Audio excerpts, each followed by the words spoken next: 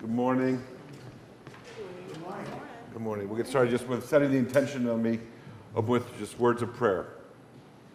Baruch atah Adonai Eloheinu melech haolam, asher kidshanu b'mitzvotav v'tzivanu la'asok b'divrei Torah. Blessed are you, source of life in the universe, who has provided us texts with which we best understand our lives and our relationship with you. Amen. So last week we were not here because of an excellent class on the dedication of the window for Absalom Jones. Really wonderful speaker, Mark Bazzuti Jones. Soon we'll have the next window dedicated, Mr. Rogers' window. But we'll try to get through a couple important chapters. This chapter we're looking at, 18 of Exodus, is a transition. And all that's happened before it's like we take a brief respite to reflect on it, and the next chapter, 19, becomes very, very important about receiving the commandments, going to Sinai, all that. Who recalls what just happened? It's been 2 weeks since we've talked about it. The Israelites are freed from slavery in Egypt. They take off, and then what do they do when they're in the desert with Moses? Complain. Grumble.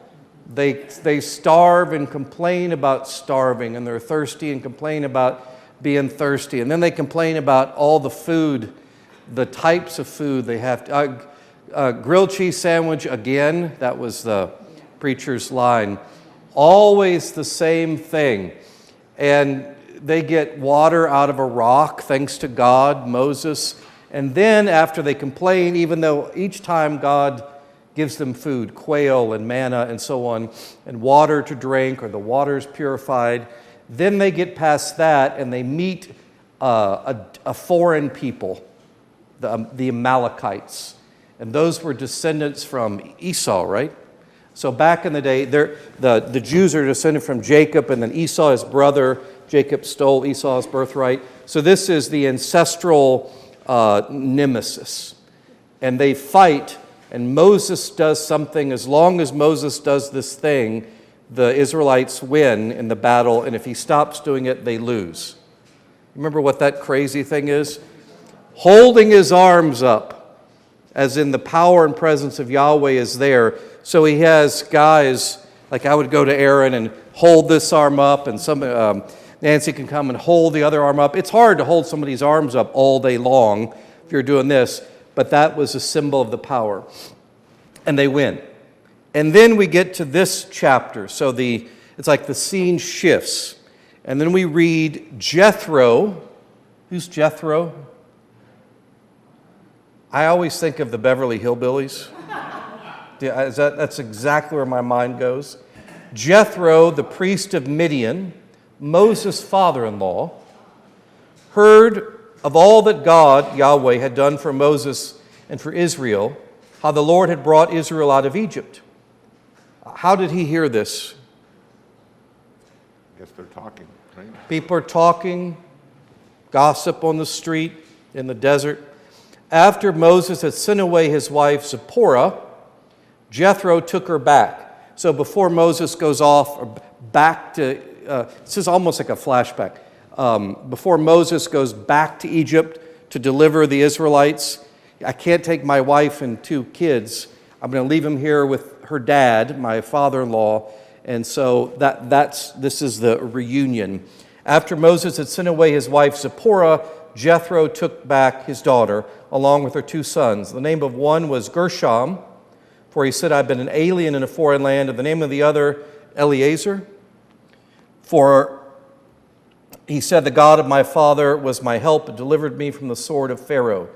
Jethro, Moses' father-in-law, came into the wilderness, which is another word for desert, where Moses was encamped at the mountain of God, bringing Moses' sons and wife to him. What's the mountain of God?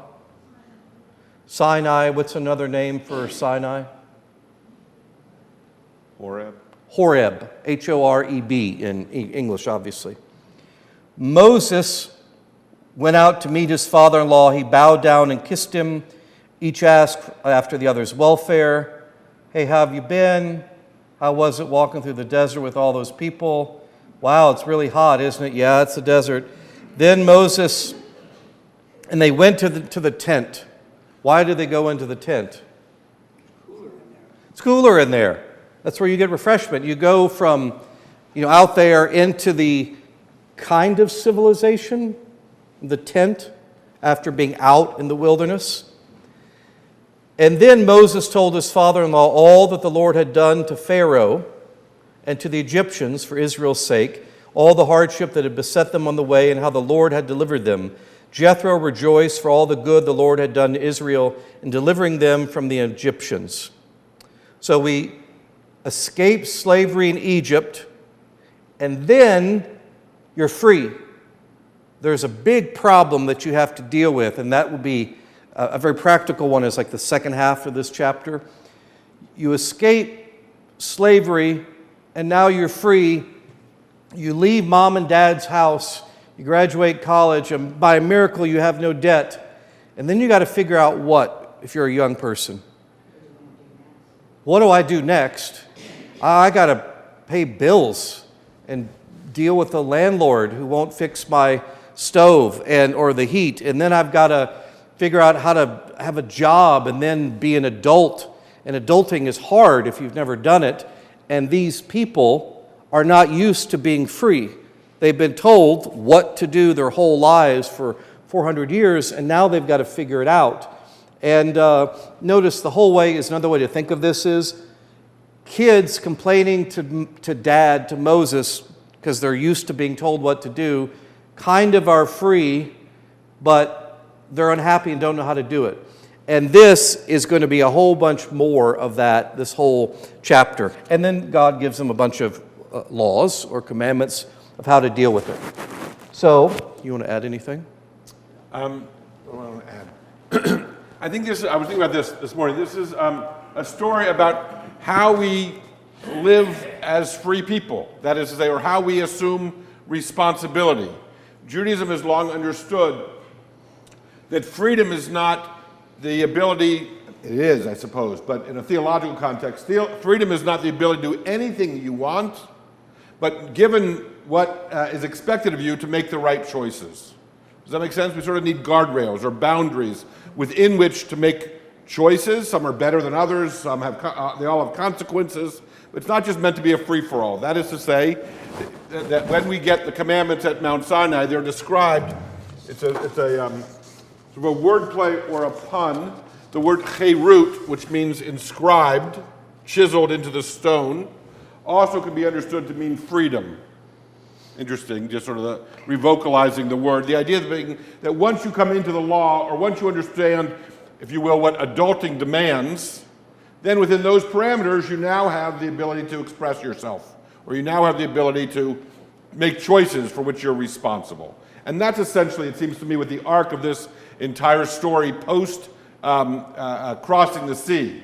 We're now moving into their own their own sense of self as a nation or as a community that's going to arrive at Sinai and receive these laws. It's not that the laws themselves are oppressive or they're back to being slaves again, quite the opposite. Now there are divine rules, but they have the choice of how to go about exercising that autonomy, that freedom. That make sense? That's it. For now, that's it. Small point, this confused me. Jethro is the name most often given to Moses' father-in-law, but in some places you'll see the name Reuel, R-E-U-E-L, and others you'll see Hobab or Jether or a few other names. Probably Jethro is a title meaning something like Your Excellency, and Reuel's is a given name, but just remember all those different names refer to the same person. But most people at Calvary call me what? Jonathon. A few call me Father Jensen. Rabbi Jeff Myers always calls me Rector Jensen, which is technically incorrect, but I've always found very endearing. It doesn't make any sense to say that, but it's fine. That's what Jeff calls me. In high school, middle school, almost everybody, including a number of teachers, called me by my last name. That's just all. And my wife calls me other things, which I won't share. All wonderful and lovely, but different names, and it all refers to the same person. So when you could say to some degree they're different attributes, like when we're talking about God, Yahweh, sometimes it's El Shaddai, which means, anybody remember? You may have heard a Christian pop song, El Shaddai, from 30 years ago, the Almighty or Almighty God. So there are different titles or names or attributes. This is functioning in a similar way. That Jethro, when you see that name, it's Moses' father-in-law. But really important, who is Jethro other than Moses' father-in-law? Is he an Israelite? He's not an Israelite. Oh my gosh, he's not an Israelite. Well, what is he? And so if you're not an Israelite in that system, this is a binary. You're either a Jew or you're not a Jew. And the title for not a Jew is Gentile. So wait, his father-in-law is a Gentile? Right. He's a priest of Midian. Midian place. Is Midian a place? Region. It's a region. Galilee is an area. It's like saying the Mon Valley. Kind of it includes certain towns, counties.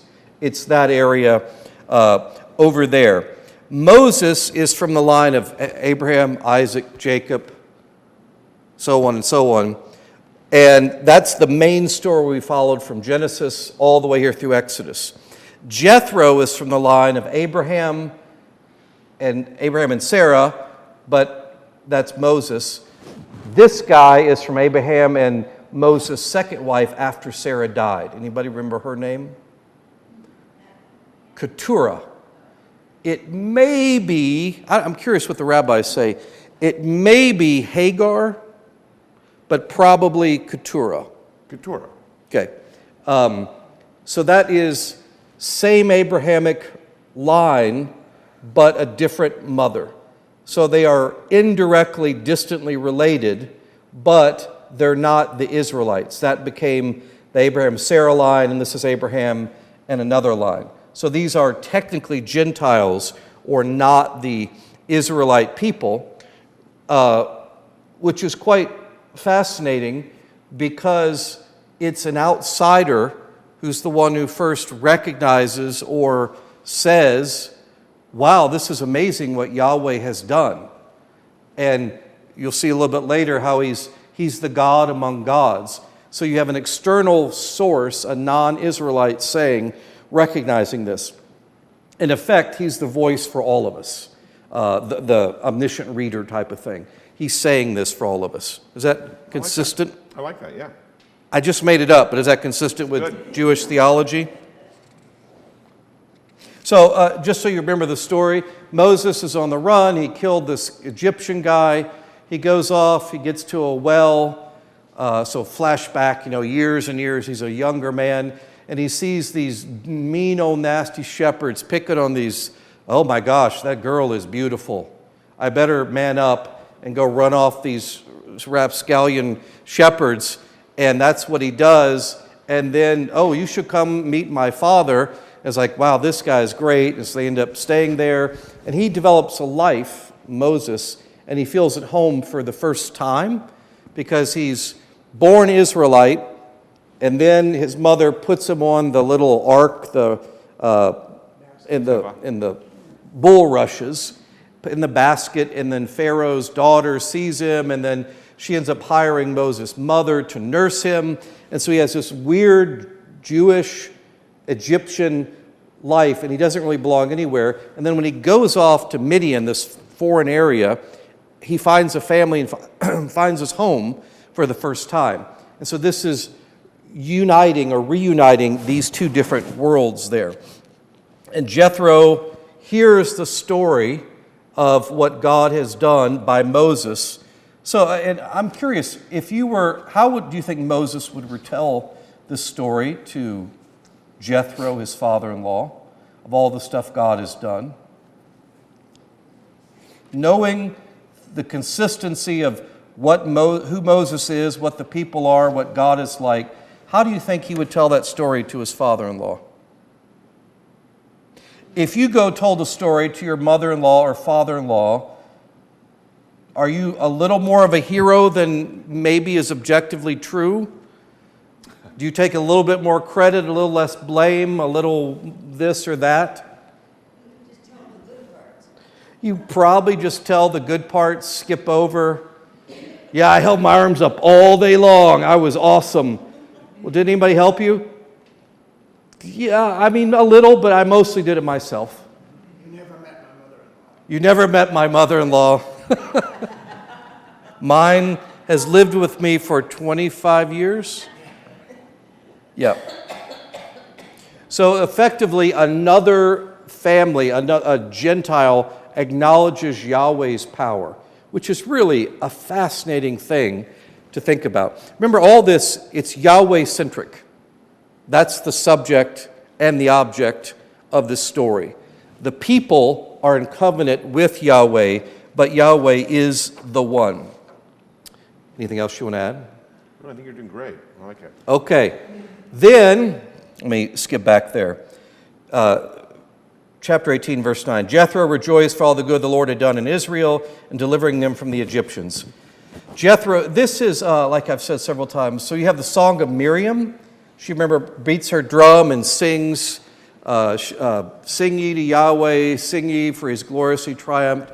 He has cast the horse and rider into the sea. There's a song of Moses. This is kind of like a song of Jethro. Maybe he breaks out in musical and song, and it's a condensed version. Blessed be the Lord who has delivered you from the Egyptians and from Pharaoh. Now I know that the Lord is greater than all the gods. This is a declaration. I find personally fascinating walking around in my neighborhood. There are multiple signs, yard signs. In this house, we believe, and it says certain things. Science is real. No human is illegal. It is a creed. I believe this, this, and this. And we say a creed every week. We believe in one God, the Father Almighty, and so on. These things we hold to be true, and therefore we base our life on these. This is, in effect, what the speaker, Jethro, is doing. This is who this God is. He is the universal God, and this one is better than all of the other ones. It's quite a tremendous statement to be making. Again, in the mouth of a non-Jew. Why is he greater than all the other gods? Because he's smarter, more handsome, more clever. Because he delivered the people from the Egyptians when they dealt arrogantly with him. And Jethro, Moses' father-in-law, brought a burnt offering and sacrifices to God.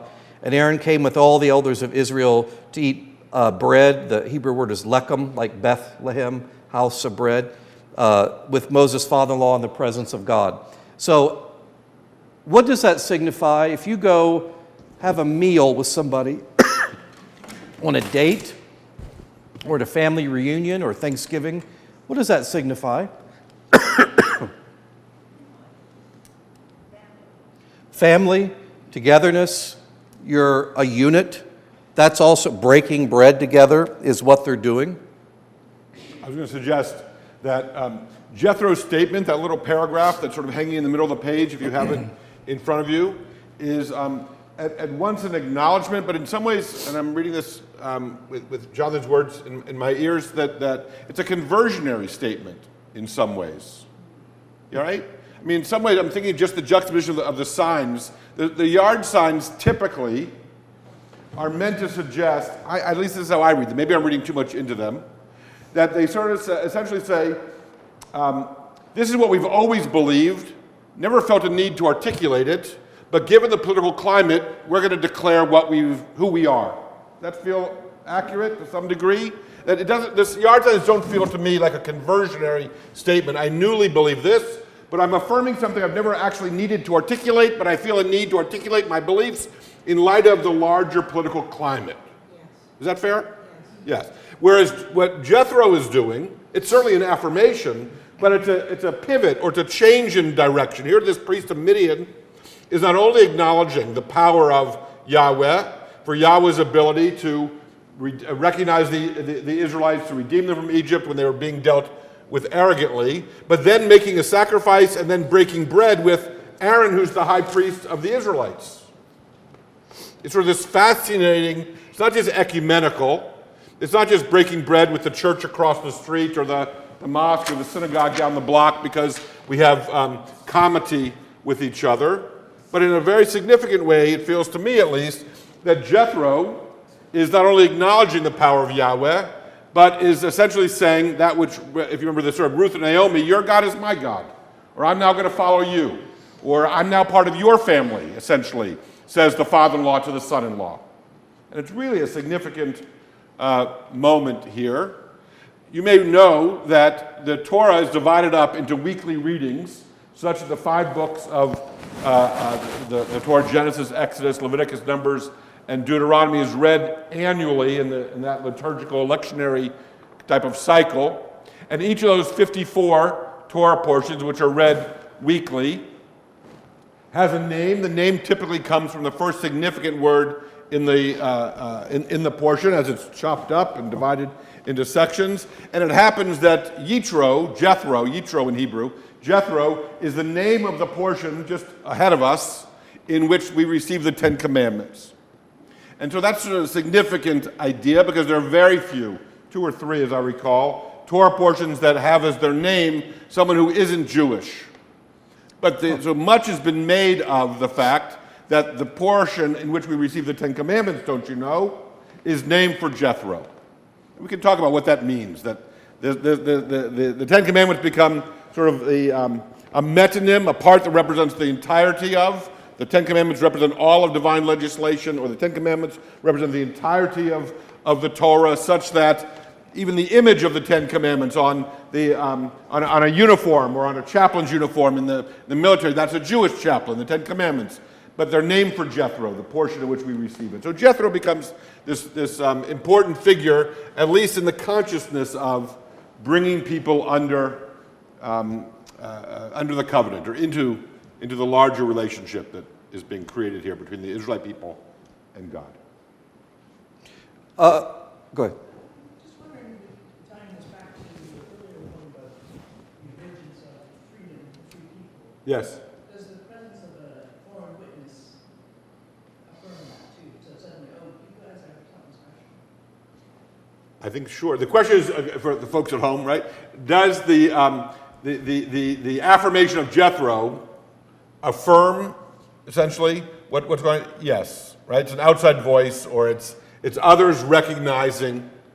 It's sort of a testimonial. It's sort of we rely on opinion polls all the time. The president's up, he's down. It's lower than ever. It's higher since the inauguration. Whatever, right? We're sort of testing the waters or getting a finger in the wind at how things are going. I think Jethro's affirmation is exactly that. But that is a perfect segue. When have you observed someone outside your tradition somehow more clearly perceives what's going on than all the insiders? Or you can make it theological. When does somebody outside your church, your tradition, discern God's will even better than you? It doesn't have to be theological, but it could be. That, in effect, it's maybe not even more clearly, but stating it and asserting that so everybody can get the point. Have you've, I assume, encountered this, observed this in your own life in some way? Surely we all have, right? Or someone has pointed out to you. Someone sees what you see every day with new eyes. They're a new member of your family. They're a new friend. They come from outside. You've traveled out of the country, and you come back to the United States. You're like, whoa, it's good to be home. Didn't appreciate all this when I saw it every day, but in contrast to. Or you've been a guest at someone's home, think as a child or early in dating or marriage, you sit at someone else's family dinner table, and you realize, wow, they do things differently around this dinner table. I hadn't really appreciated. It forces me to reflect on my own upbringing or my own experiences or what I assumed was the right way to do it. And we need that outside perspective to gain a sense of where we are, who we are. Charles? Even though you're not one of us, you're all right. I appreciate that. Oh, no, that's in a general way. Yeah, right. That's right. That's fine. It's like we see someone, meet someone from Cleveland, go, you're from Cleveland. Wow, you seem perfectly nice. Yeah. Jethro is a priest in Midian. Which God does he worship? Oh, that's good. I don't know much about Midianite theology. I don't know exactly what their worship traditions are. That'd be interesting enough to look up. But it gets us to the idea of monolatry. Remember the idea of that monolatry versus monotheism? That the Israelites believed in one God among many. And there was a recognition that the Midianites had their gods and the Canaanites had theirs and the Egyptians had theirs. But I don't know exactly. That'd be an interesting thing to look up. It wasn't Yahweh. And here when it says, blessed be the Lord, is that blessed be Yahweh? Yes, I think that's right. I have to look at the Hebrew, but I think that's right. It seems consonant with. In English, particularly in the Psalms, is one place to see that in the Bible or the prayer book. When you see Lord in all caps, and they're often like lowercase caps, it's kind of a strange phenomenon. That is, rather than say Yahweh, it means the Lord. That's the device to do that.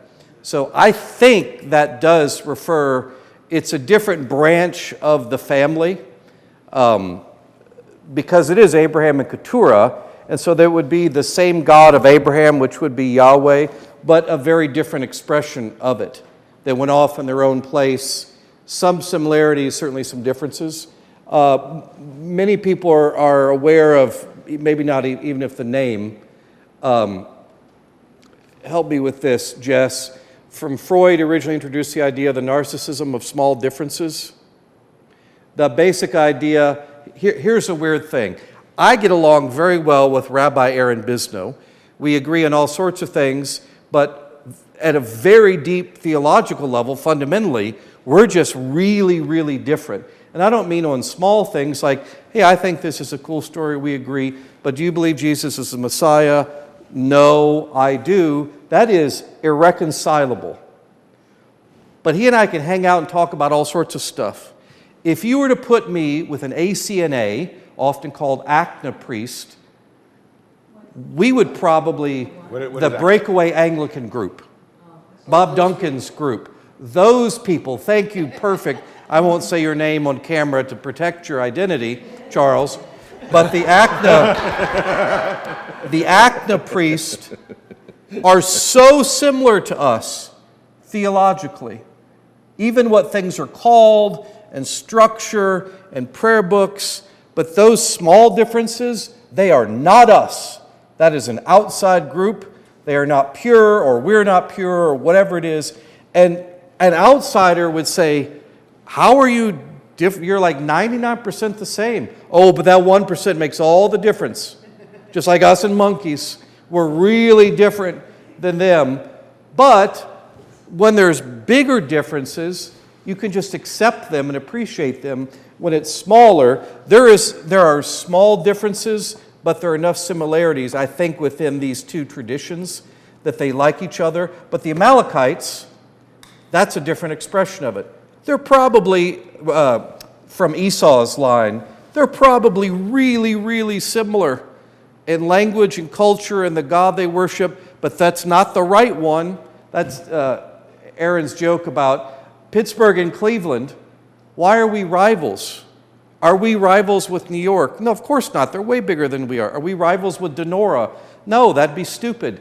It's got to be similar weight, punching power, all those things. You know, if they're the same city, pretty much, with different expressions. We see those differences and highlight them.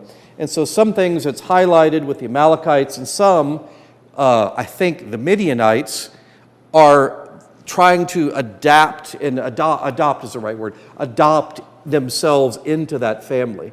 And that is what's going on much later in the Christian story, where it is a Jewish sect for a long time, and then it becomes its own religion, but it was a sect within Judaism for quite a while. There's a particular story after the Incarnation that we celebrate on January 6th, which is called the Epiphany, is God manifesting to the Gentiles. It is a parallel story to this one, if you think about it. There's the God we've known, and then this God is manifest or present to the larger, wider culture. So the God of Israel is the God of Israel, but in fact, the God of Israel is the God of gods, the Lord of lords, where we get that term. So there's these two different things going on at the same time. I find that quite fascinating. And then Jethro and Moses and all these people they share a meal. The end, scene. The next day, Moses sat as a judge, it's when your kids are arguing about who crossed the line, that type of judge. When Nancy comes and tells me this guy took too much of the wheat or he overcharged me at the counter. And then this person comes to say, it's too hot in here, but it's too cold in the church. Oh my God, I know. And so Moses gets inundated with all those types of questions. Freedom is great until you experience it. It's like, oh God, where are all the henchmen and managers who told everybody what to do? Now they all go to Moses. And so it becomes this very practical scene. The next day, Moses sat as a judge for the people, while the people stood around him from morning until evening. Did you ever see Parks and Recreation? That was my favorite shows. Ron Swanson, the crazy libertarian character, is against government work, but that's what he does. And he's never in the office or lets anybody talk to him. There's this great scene where one day he's there and everybody just goes up and talks to him, and he keeps turning his chair around. And so you have people running around him, yelling and yelling at him. And that's the vibe I get from Moses. So people are gathered around him all day and all night, complaining, pouring out their problems. I don't know why my girlfriend doesn't call me anymore. It's not the same. Why does this, like every single type of problem that you can have, they complain. They stood around him from morning until evening. When Jethro saw all that he was doing for the people, he said, "What is this you are doing for the people? Why do you sit alone while all the people stand around you from morning until evening?" Moses said to his father-in-law, "Was he not a prince of Egypt? Is he not the vehicle of God's grace to deliver the Israelites? Didn't he use his staff and get water from a rock and call manna from heaven and purify the water and call down the 10 plagues? If anybody has agency who can get stuff done, it's Moses." But when confronted with everyday problems, Moses doesn't seem to be able to do it. Moses said to his father-in-law, "Because the people come to me to inquire of God. When they have a dispute, they come to me, and I decide between one person and another, and I make known to them the statutes and instructions of God." What are the statutes and instructions of God? The commandments. Do they exist yet? They don't exist They yet. don't exist yet. But yes, that's right. But that's the right answer. But they're going to exist, just not yet. So maybe he's working out some of... Remember, first one is, "You shall have no other gods before me." Good. Don't covet, don't steal. It is very likely that some of those commandments got worked out on the journey, trying to figure out how good social relations operate. Don't steal from one another. If you do steal, that's going to lead to a whole bunch of other bad things. Don't covet, don't do adultery, and so on. What you're doing, Jethro said, "Oh, that's not good." This is the old person saying to the mentor saying to the protege, "Oh, you're not going to last." I remember so many times, he was a retired bishop, "Jonathon, when you have your heart attack," is how he started all these. I was like, "Oh, come on, Bob, I'm young." He says, "I'm just saying, when you have your heart attack, you'll change." And I never believed him until I had a heart attack. It's like he's dead, but I was mad at him for being right, even though he was dead. But Jethro knew what he was talking about. You're going to wear yourself out if you keep doing this. And these people, both you and the people with you, you're all going to be worn out. For the task is too heavy for you. You cannot do it alone. Now listen to me. I will give you counsel. God be with you. You should represent the people before God and you should bring their cases. And he goes on, and he finally says, pick helpers to come and do this for you, and divide them up, and then let them all, and then you can do what you do. I will say, the guy's name was Bob Shahan, was Bishop of Arizona. He had been, he was there in the parish with me in Lawrence, Kansas. He said, Jonathan, you should do what only you could do as rector. That should be your focus. I will always, you'll see, I'll move chairs. I will set up, I'll pour coffee, I'll take up a dust mop and broom. I'm happy to do that, but I don't want to move all the chairs. I want to do enough so everybody, I can move my chair too. But Moses focused on only what he could be doing. That's, I think, a very wise thing. It took the advice of a now deceased friend for me to finally get that whole point. Do you want to add anything about Jethro there? Well, this is often understood as sort of the first business management consultant, or it's often used as a text for which, as Jonathon was suggesting, someone who moves up in responsibility within an organization, learns to delegate those kinds of activities. What is significant, I think, is that Jethro's not saying that this is beneath you. This is not something that you should be dealing with. This is the scut work, or this is something that's unbecoming, but rather that you have certain skills or traits or responsibilities that you should focus on. Jonathon, I was moved by in your notes about what it means to focus on only what the rector can do. You want to say more about that, about empowering others, or recognizing the role that the senior person on the organizational chart can have, not simply to be the one who's in the big office or the corner office giving dictates, but recognizing the reliance that we have on others, or making it sort of push through the organization or through the congregation, such that we don't over-rely on the rector or the senior clergy person or the one who holds the highest political office, but we're instead really empowering everyone, or more people. Sure. What I would say is, I think what Moses is figuring out here, it's not about him, and it's a very important lesson for a leader to understand.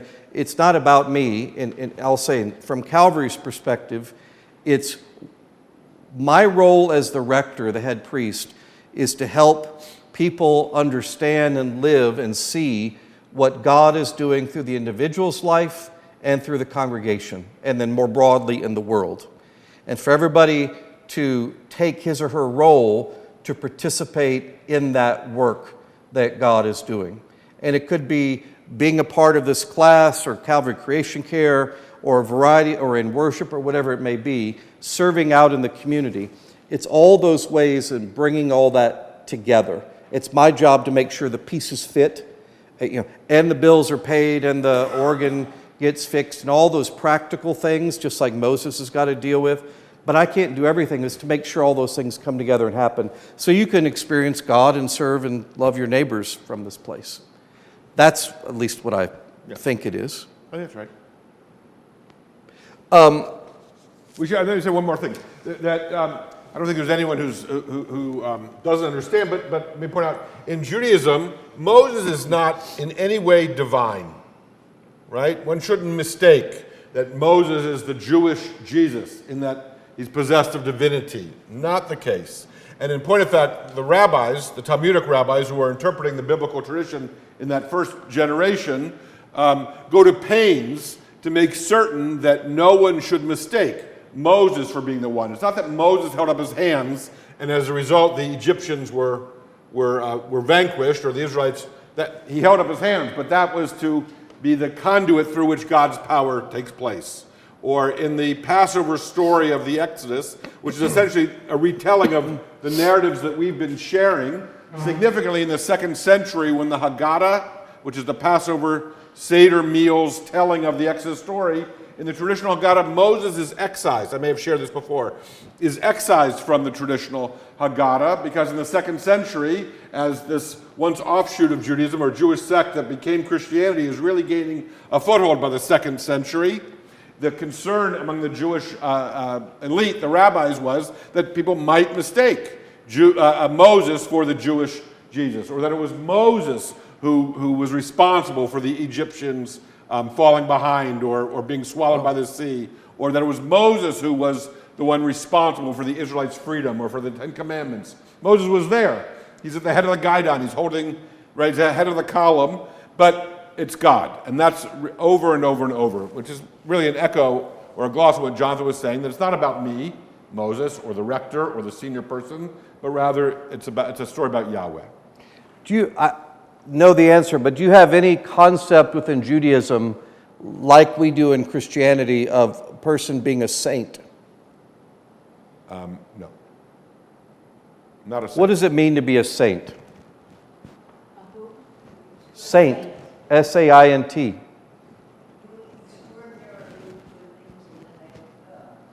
Person would do extraordinarily good things in the name of God. A kind of superhero of the faith. That's how mostly it's used, which is correct. It's used in particularly the Bible, New Testament, in the sense of ordinary Christian people. It means everybody. So it's kind of all the saints, means all the followers of Jesus. But within Judaism, there isn't that same concept. We would ascribe, well, gosh, isn't Moses, though certainly imperfect, isn't he an exemplar of the faith? Isn't that what you try to be as a Jew, as somebody like Moses? I suppose. It's not really held up as the paradigmatic example of... But do you have figures within Judaism that are paradigmatic? You be more like Moses, more like David, more like whomever. Yeah, there are qualities that are held up as exemplary. I just wanted to point out, we personalize it that way. Right. In Judaism, they don't. Right. What would be more the emphasis there? Rather than be more like Mary, or there's the Mary and Martha, be more like Mary of Bethany because she paid attention to Jesus rather than Martha trying to work and do stuff. Or be more like Peter, who is so on. Yeah, if I were to preach out, there would be characteristics or qualities of character that we might identify, that Moses was indefatigable, or Moses was loyal, or Abraham was courageous, or right to challenge God in a certain way in this moment. And we can use that as an example, the same way we might take from any person's particular example. But we would be vulnerable to a refutation if we were to suggest that any person of great accomplishment is somehow saintly or perfect above all other people. Does that make sense? That is to say that all of the biblical characters, at least seen through the Jewish interpretive lens, are not only human and mortal and have clay feet, but we can find reasons why they weren't held up or worthy of being venerated above other folks. Yeah, Allison, then we'll come over. Yeah. Can they be considered a prophet? Yes, but prophet. But a prophet we define in Jewish tradition, the Hebrew prophets are those who speak the words of God. Yes, so Moses is a prophet because he's the conduit through which God's word or God's voice, God's laws get shared. And in most cases, for a prophet specifically, is it not true a prophet is one calling the people back to God's word? Sure. Back to the covenant in almost every case? But the defining characteristic is that they're speaking the words of God, as opposed to what we imagine about prophets or prognosticators, that they possess some power to foretell the future. Yeah. Right? Very different understanding of the word. In popular culture, predicts the future like Nostradamus. That's not a biblical idea of a prophet at all. Right. One who's speaking God's words. Jack? I guess a two-part question, one led to the next. But are there modern prophets? And is the book closed? Is that it? Everything that happened 2,000 years ago, and that's the end of it? Or do you have modern prophets? One question. And I guess this leads to the next question for both. Why aren't new books added to our sacred texts as we go forward in the universe? That's a great question. All right, so let me take the second question first. Why are there not new books added to the biblical canon? What Yes? is canon, C-A-N-O-N? What does that mean? A collection. It specifically means the standard or the ruler, the rule, like a ruler. These are the books by which all others are measured. And so in Jewish world, do you count them the same way? How many books are in the Jewish Bible? 39. Same. 39, and then 27 in the New Testament. So in the Bible, according to Jews, there'd be 39 books. The Bible, according to Christians, there'd be 39 plus 27 or 66. So why aren't we adding new ones?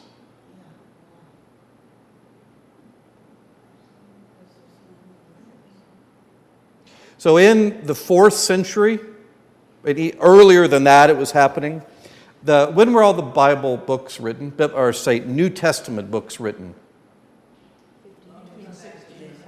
Between 60 and 100 Common Era or AD. So roughly 30 years, about the year 60 to 100 to about 70-ish years after Jesus died, resurrected.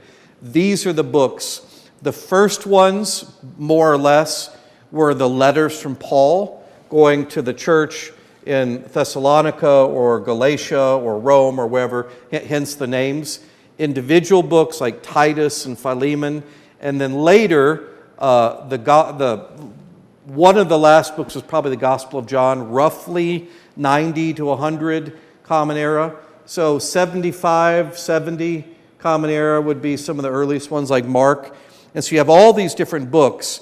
And early church gravitated to these. You'll see some other ones called the Apocrypha, which means hidden. Sometimes they're called deuterocanonical, which is a fantastic long word, secondary canon. And those are books which are good for reading and morals, but not doctrine. It was decided in the early church, and these are, this cheapens it slightly, but it's also true, by committee. And so roughly the equivalent of General Convention was all these bishops gathered. When you see things or read them, like the Council of Constantinople, the Council of Nicaea, and those, it was bishops gathered and they basically voted, well they didn't basically, they did vote. We agree these books are the ones that best articulate the Christian faith. And these do not. They were what you'll see, the secret gospel of Thomas. There was nothing secret about it. They decided this is a totally different theology. That one in particular is Gnosticism, or like there's a secret knowledge of things. These are the books that best exemplify the Christian faith as we have received it. And these will be the basis on which we look at doctrine and a whole understanding of the church and theology and all these things.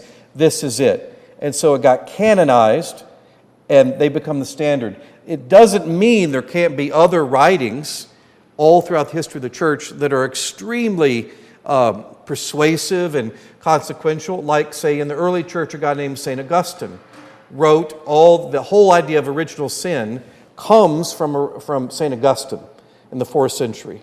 And then later on in the Middle Ages, you get people like Aquinas and so on and so forth. Very substantive writers that are shaping how that early church or the scriptures are interpreted. But even today, anybody remember the three-legged stool of Anglicanism?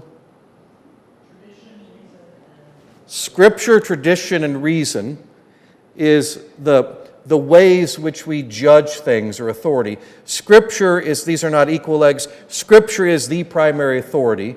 Tradition is the church's reflection on Scripture over time.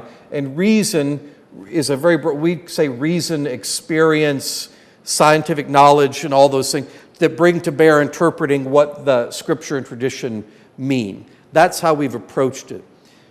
Another way to add, does that kind of answer your question? Why not new books? Yeah, to me it seems incomplete, especially given modern understanding in science and developments. So we now understand that there's a mandate to take care of the earth, which doesn't really show up in the Gospels too much or in the New Testament, about our duties in terms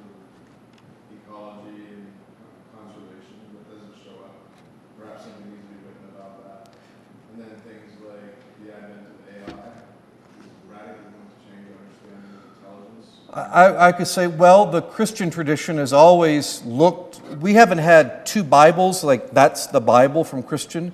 So the early part of Genesis, all on creation, is where a lot of that theology of caring for the earth and respecting the dignity of every human being and those other things, that's where it comes from. AI, I would encourage you to come hear Danny Schiff, it's in March, Yeah. talking about that specifically. But if I could, real quickly, Yeah. because I know time is short and there's some other questions. I want to answer the question. In short, your question, why are there not new books added to the canon, is the same answer as I would give you to why are there not new prophets or that are recognized as such. And the quick answer is the politics of the time, right? They wanted to close the canon. The rabbis wanted to make sure that no one else appeared on the scene who could posit that they were a prophet.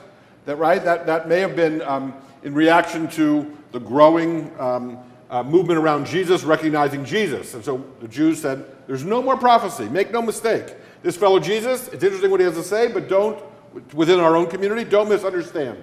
Right? So essentially it's a political decision to say we've closed this. Now there's Apocrypha, there's later writings, we're going to talk about reason, right? Such that we can grapple with ecology and conservation and feminism and AI and all the things that we've come to learn about or have developed since the canon was closed. But the concern was that we have this body of material. And the decisions that what was included in the Hebrew Bible and what was not included and was contemporaneous, I'm sure was fraught, right? Those discussions or those conversations must have been I would high-pitched. agree with most of that, but at some point you do need to close the canon or you have nothing. You have just a big mess of ongoing. It becomes a standard. In our tradition, we do have new prophets. We call them saints. We just add them to the calendar. Barbara Harris, the first woman as bishop in the Episcopal Church, or Fred Rogers or Absalom Jones of Philadelphia 11.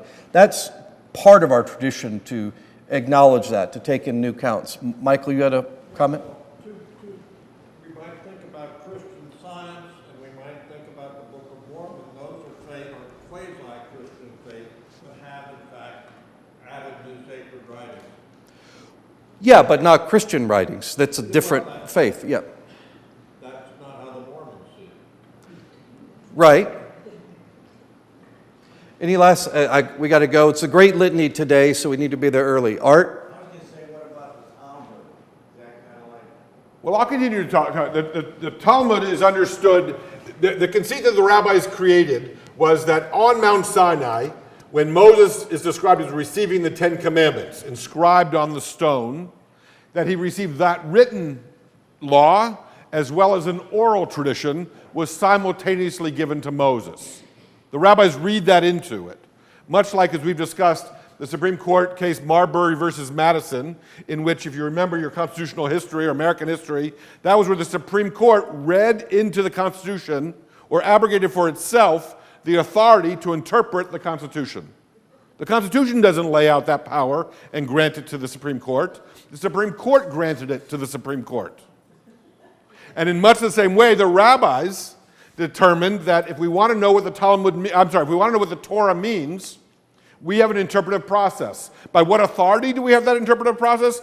We forgot to mention, Moses received this, what we're now sharing with you, sotto voce, right? And sort of a between the lines. But it too was given to Moses on Mount Sinai, and therefore, say the rabbis, our interpretations, which are then collected in the Talmud, are as authoritative, or nearly as authoritative, all but as authoritative as that which is written on the scroll itself. Okay. Thank you. You're welcome.